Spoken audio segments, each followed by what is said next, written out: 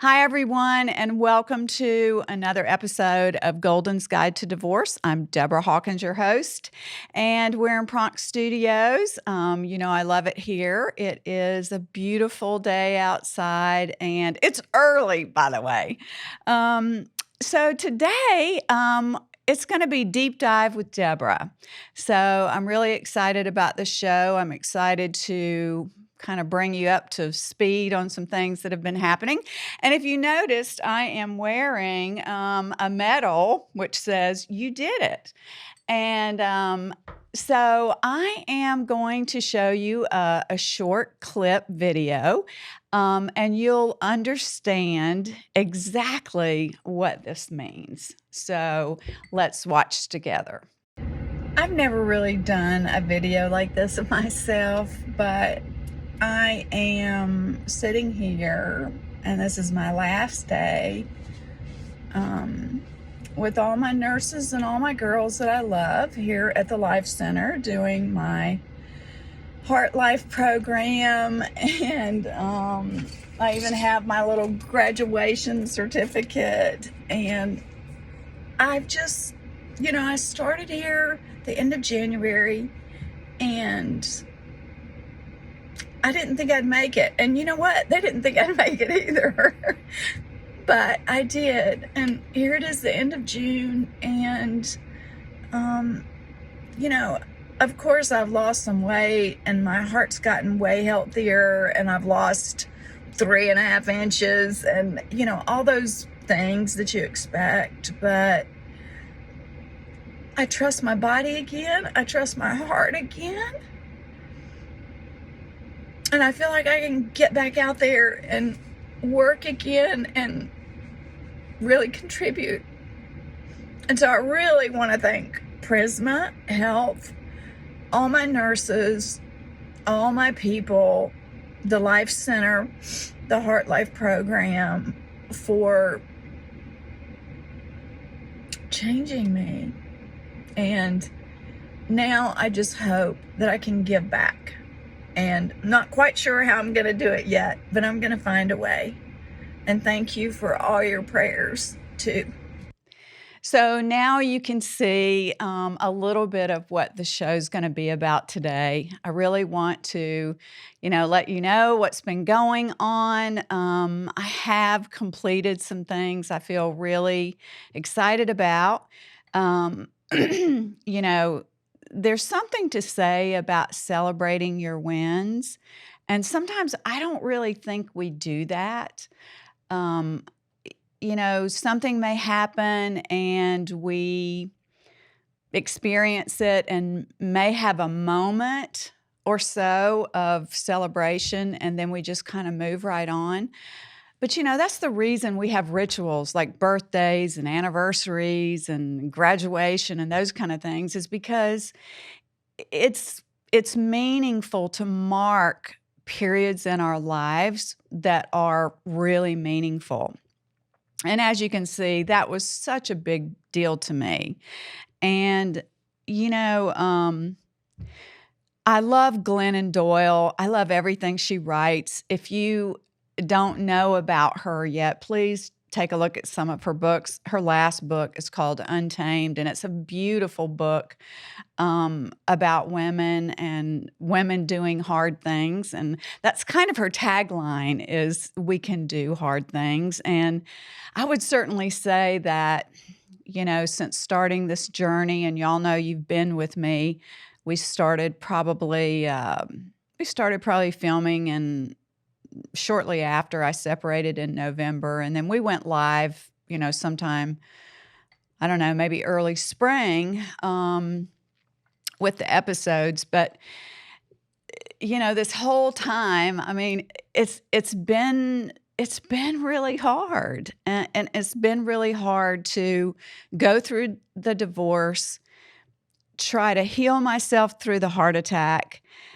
and and then all the other things that go with it. But I'm grateful that you've been on this journey with me. I'm grateful that I can share these things with you.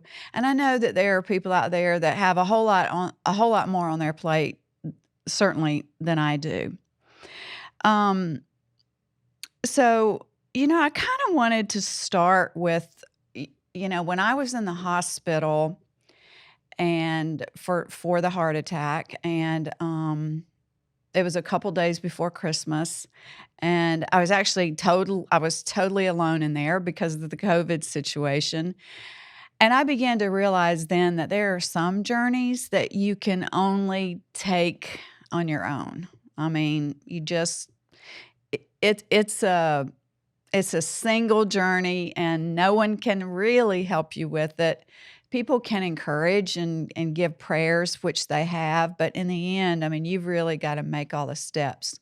I'm wearing a ring today, which I love, and it says, the journey begins with one single step. And that's kind of the way I look at this whole journey. Um, so when I think back to when they were about to release me from the hospital after the heart attack, and the cardiologist came in and we were talking about next steps. And, I was overwhelmed. There were so many medications to be on, and there was so much protocol. And, here I just separated, and, I'm alone, and I really don't have any family. And it was really scary, and, I remember looking at the surgeon and I said, "Y'all have done an amazing job with my heart and my physical and getting me back to moving again, but emotionally, I'm terrified." I'm terrified to go home alone. I'm terrified what's going to happen. I don't know if I can trust my body. I don't know what I can do. So the surgeon then suggested that I look at a program called Heart Life, which works with Prisma Health. And so when I looked at everything and someone came in and talked to me, I immediately thought, "Oh, heck yeah, sign me up. Sign me up today." And so by the end of January, I had a few weeks to heal, and by the end of January, it was my first day in the Heart Life program.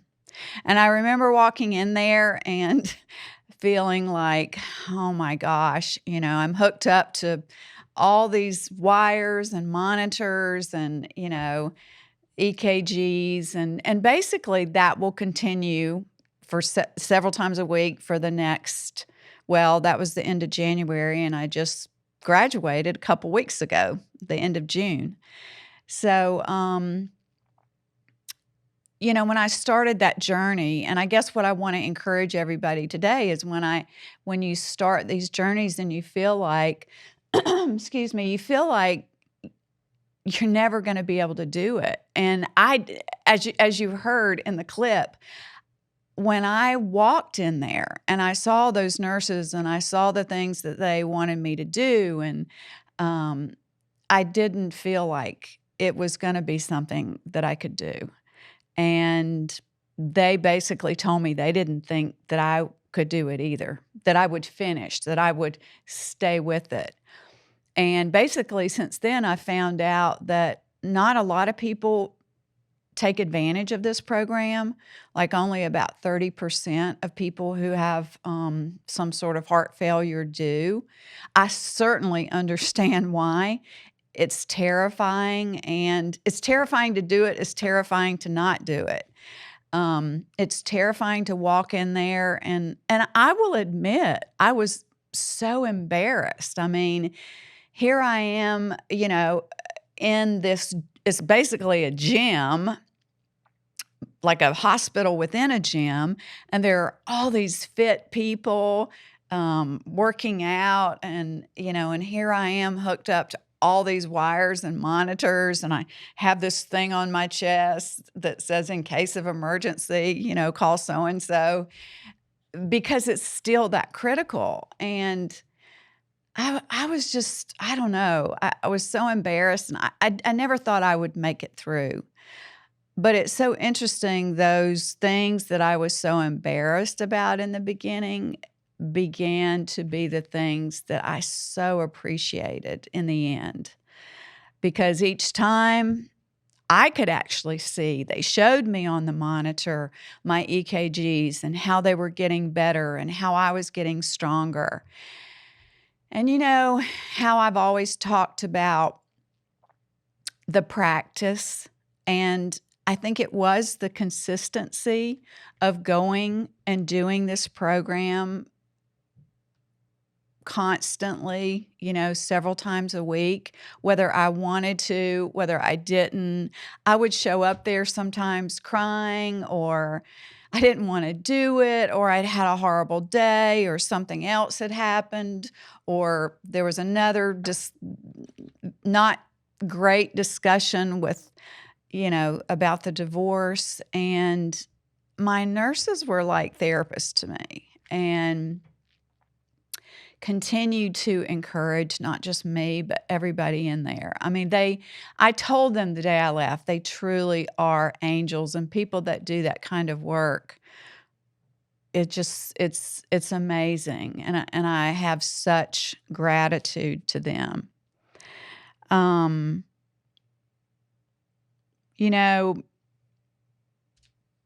There was a particular treadmill that I just, after all that time, kind of designated mine.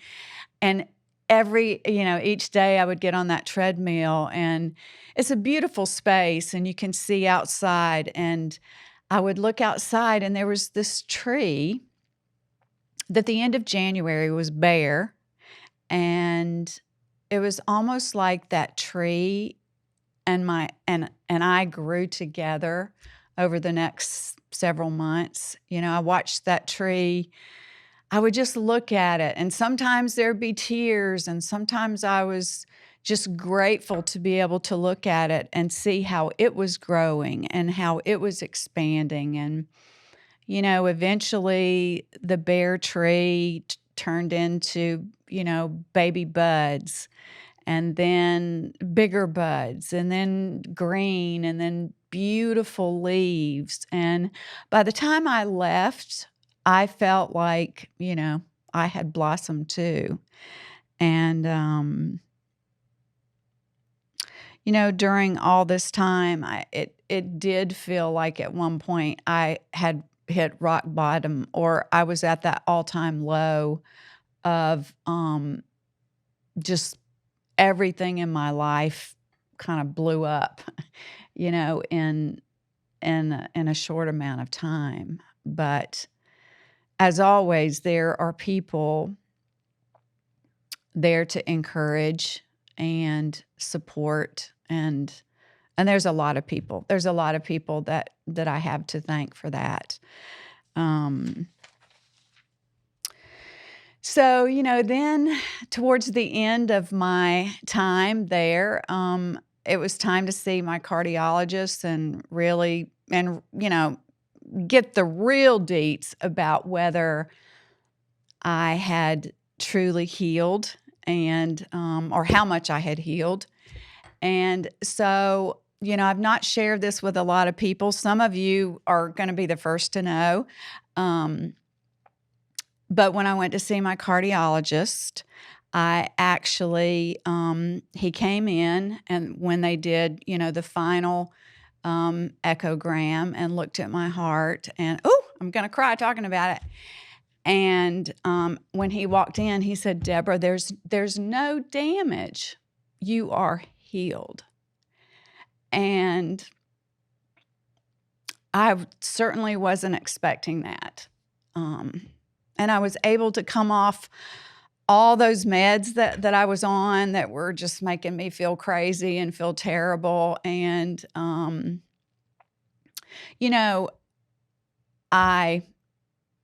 I've done a lot of things in my life. I've celebrated accomplishments in, in work and my professional life. I've done things for other people that some people would look at as big things, but I've never done anything for me this big. which is why, by the way, I'm wearing this medal that says you did it. And, it was funny. I have to give a shout out to Taryn Share with TKPR, who sent this to me a long time ago. But I certainly didn't feel like I had done anything when she gave it to me. But when I finished up my graduation at the Life Center, I put this on, and that's why I'm wearing it today, because I feel like I said, we do so many things in our life for other people and professionally, but this I did totally for me. And I honestly don't know that I've ever put this much work and this much effort into anything other than work or professional, and it's paid off. It's paid off in many ways. Because not only have I committed to, take care of my health and had the Heart Life group to help me with that, I've been doing everything I can to take care of my emotional health. And that's meant a lot of different things. That's meant cutting out people. That's meant cutting out things I used to do. But in the end, I'm so glad, that I was willing to do these things for myself. And I really encourage us all to think about that. When was the last time that you committed totally, wholeheartedly for something other than professional or your children or your family, but really for you? And I'm very aware that there are a lot of people who don't get the miracle, who may not get the damage is gone and your heart is healed. I understand that. And I do believe it's God's grace that that's happened to me. And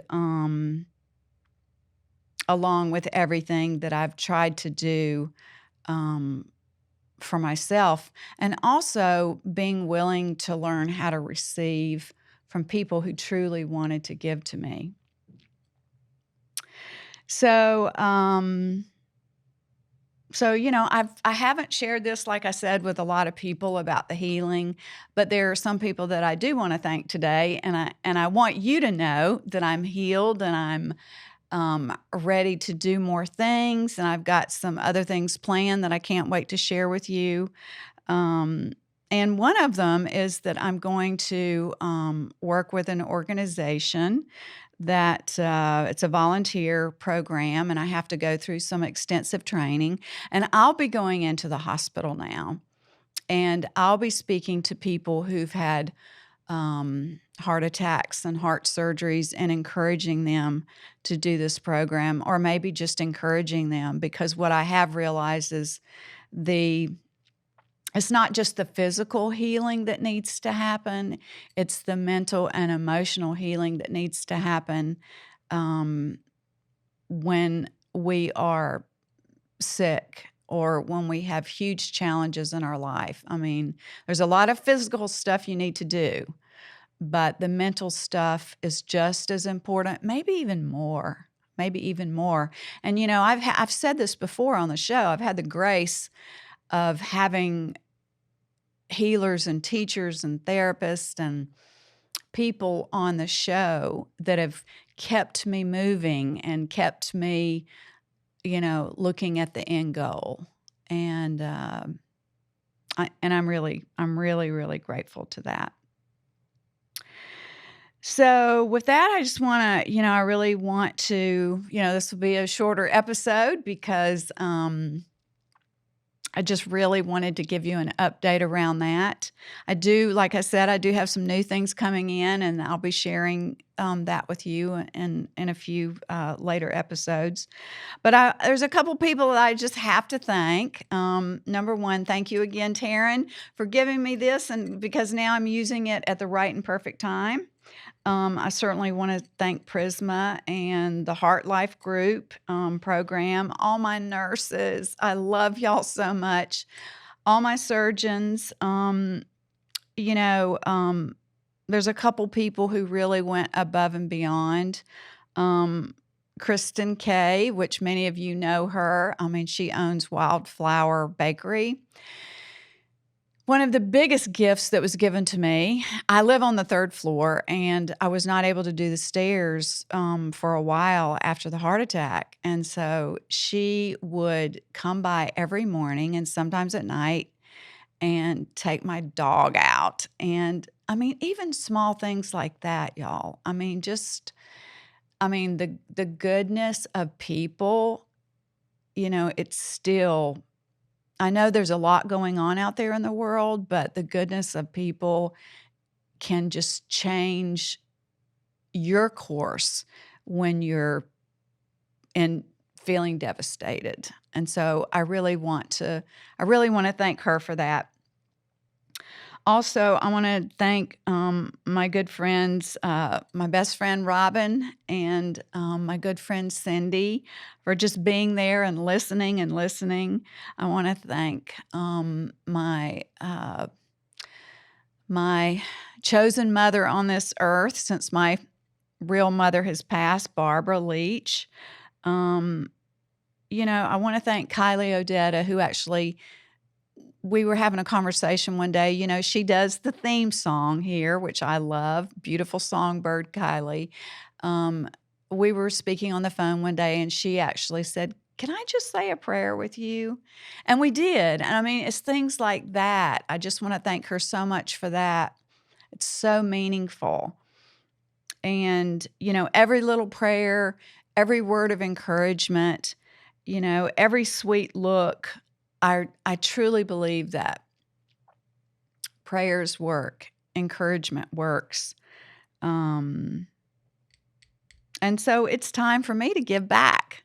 And, I'm very excited about that and where my life is going. And isn't it interesting that, this all started out with divorce? And of course, I'm still in the middle of it. It's not over yet. But I am in a place of, I can begin to feel excited about my life again and the opportunities that are out there for me now, the healing that's come, even though I was in a heap of rubble.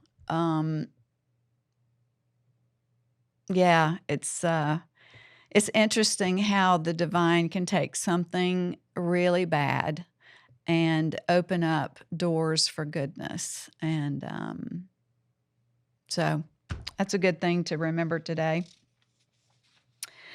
All right. Well, I think we're going to take a short break, and when I come back, you know what we've got? We've got the golden tool of the episode I want to share with you, and then my final thoughts. So we'll be right back. Hi, everyone, and welcome back. Again, I'm Deborah Hawkins, your host. You're listening to Golden's Guide to Divorce.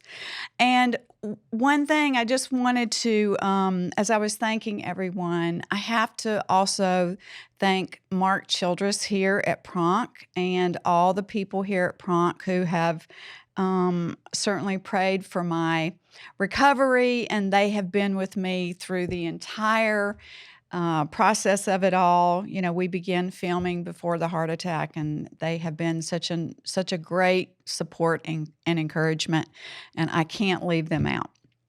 All right, so today our golden tool is called forgiveness lessons.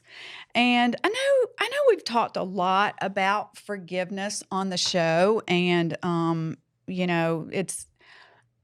I've said before, forgiveness is not it's not a happening. It doesn't happen like that. And you all know that it's a process. And this is a tool that I've used for years. And I pulled it out recently and thought it's time for me to do it again. I do it about once a year. And I usually do it for at least 21 to 30 days at a time. And sometimes longer, if it feels right. It can be used for ourselves or for other people. But I think the concept of the forgiveness tool is really to bring compassion and awareness to ourselves and others. And like I said, for me at times, it's like just cleaning out the closet, and I'll do it once a year or whatever. So it kind of goes like this. This is, okay, so this is from July 2020 of last year. Looks like I was on day 24. So I just want to kind of give you an idea of the way to do it. And basically, you just write out your list. And it can be about you, it can be about somebody else. You can't do this wrong. It is another form of journaling. It's another form of, connecting inside. So you can write about yourself, you can write about other people, but I'll just give you a couple of mine. So July 30th, 2020, day 24. I forgive me for feeling like a child. I forgive me for feeling that I have no say. I forgive me for not being and feeling clear. I forgive me for not being financially fit. I forgive me for not feeling independent. I forgive me for riding this dang roller coaster. I forgive me for never feeling enough. I forgive me for doing my best and still feeling like a failure. As you can see on this day, I was really, there might have been some self-hatred or some self-disgust or whatever, things that we all go through. It does help to begin to write those things down. And it doesn't mean I'm going to forgive myself that red hot minute, but it does mean that I'm beginning to really think about, I'm human, and I'm not going to be perfect. And just saying I forgive myself starts the process. I wanted to show you a couple that I had done for others. Okay, this was August 2nd of 2020 of last year. And by this time I was writing, I forgive and release, because sometimes we're holding on to people or situations that we just can't quite let go. We just want to stay pissed off or whatever. I forgive and release K. I'm not going to say people's names. K. I forgive and release M. I forgive and release R. I forgive and release C for wanting me to do everything. I forgive and release A. I forgive and release R. And then you can get really specific about forgiving people.